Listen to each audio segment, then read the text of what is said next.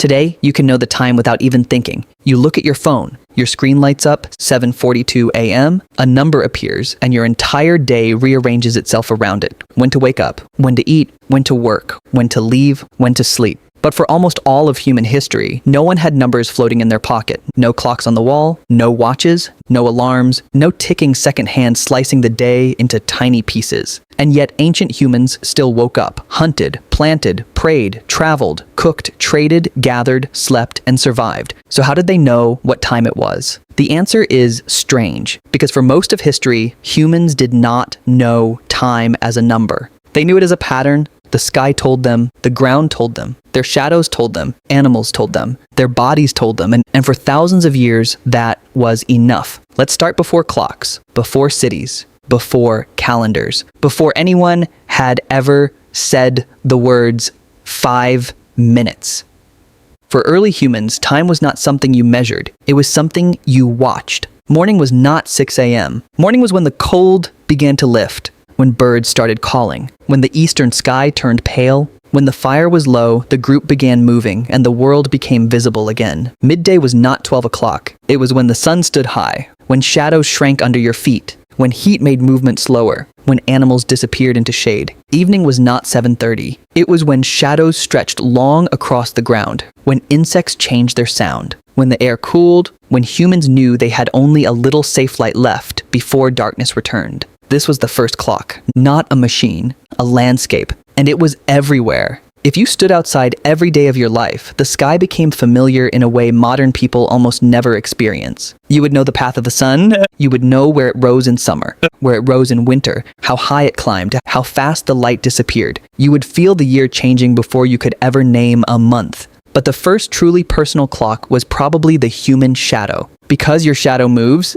in the morning it is long. By midday, it almost disappears. In the afternoon, it grows again, but on the other side of your body. At first, this was just something people noticed. Then someone realized something deeper. A shadow is not random. It repeats. Put a stick in the ground, and the shadow becomes a line. Watch that line every day, and the ground becomes a clock. This was one of the biggest discoveries in the history of time. Because the moment humans learned to read shadows, time stopped being invisible. It became something you could see. A simple upright stick called a gnomon could show the movement of the sun across the day. Ancient Egypt later developed shadow clocks and sundials, with evidence from the New Kingdom showing devices used to measure daylight hours. But here is the part modern people misunderstand. Ancient hours were not always like our hours. Today, 1 hour is always 60 minutes, but in many ancient systems, daylight itself was divided into parts. So if there were 12 daylight hours between sunrise and sunset, a summer hour could be longer than a winter hour. Time stretched and shrank with the sun.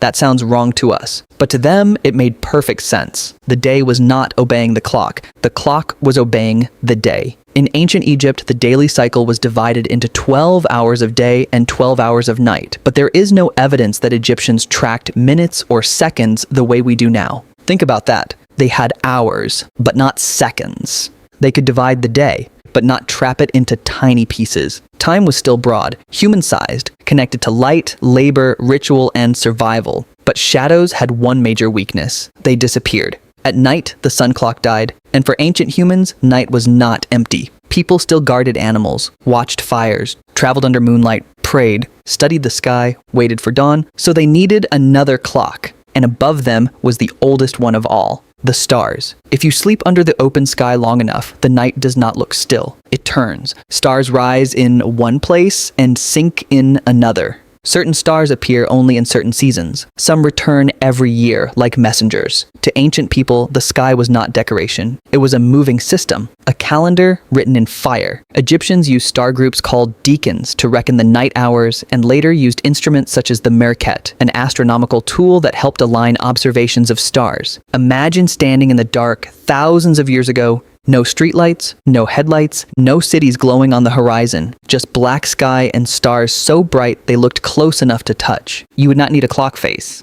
You would watch the heavens move. A certain star above the horizon meant the night was young. Another meant deep night. Another meant dawn was coming. The sky was the clock. But clouds ruined that too. So humans invented timekeepers that did not need sunlight. Water clocks were one of the answers. The idea was simple. Water moves at a steady pace. Let it drip out of a bowl, or fill a vessel slowly. Mark the levels, and suddenly time could pass indoors, underground, in temples, in courts, and at night. Water clocks, also called clepsydras, measured time by the gradual flow of water, and ancient societies used them when sundials could not work. That changed everything, because now time was no longer only in the sky. It could be brought inside, a priest could measure rituals, a judge could limit speeches, a ruler could organize labor, a temple could divide the night. And this is where time became power. For a hunter, time meant daylight. For a farmer, time meant season. But for a city, time meant control. When people lived in small groups, it was enough to say, we leave at sunrise. We return before dark. We plant when the rains come. We harvest when the grain is ready. But cities needed something stricter. Workers had to arrive. Markets had to open. Religious rituals had to happen at the right moment. Irrigation had to be shared. Guards had to change shifts. The bigger society became, the more time had to be organized, and the people who understood time became important. Priests, astronomers, surveyors, kings. Because if you could predict the flood, the solstice, the planting season, or the return of a star, you did not just know the time. You seemed to know the will of the universe. This is why ancient calendars were so sacred. They were not just schedules, they were survival systems. A calendar told people when to plant, when to prepare, when to celebrate, when the river might rise, when winter was coming, when the gods were supposed to be honored. Some cultures built entire monuments to read the year. At Chanquillo in Peru, a row of 13 towers created an artificial horizon that tracked the sun's movement across the year. UNESCO describes the site, dating to about 250 to 200 BC, as a calendrical instrument that used the sun to define dates throughout the seasonal year. This is hard to understand today because modern time feels private. Your phone tells you the time. Your alarm belongs to you. Your calendar is personal. But ancient time was public. It was on the horizon, in the temple, on the field, and in the village routine. Everyone saw it together, and everyone depended on it together. But there was another clock humans used before any instrument. The body, hunger, fatigue, thirst. The heaviness that comes after walking all morning. The alertness that arrives at dawn. The sleepiness that rises after dark. Your body is full of clocks. Modern science calls this circadian rhythm, but ancient people did not need a name for it. They felt it. The body told them when to wake. The sun confirmed it. The group followed. And for most of human history, that was enough. The strangest thing is not that ancient humans lived without clocks. The strangest thing is that we cannot imagine how. We think time is the number, but the number is only the latest costume time has worn. Before the clock, time was a shadow moving across dirt, a star rising above a ridge, a moon growing full, a river swelling, a bird calling before sunrise, a fire burning low in the dark. Ancient humans did not ask, "What time is it?" Not the way we do.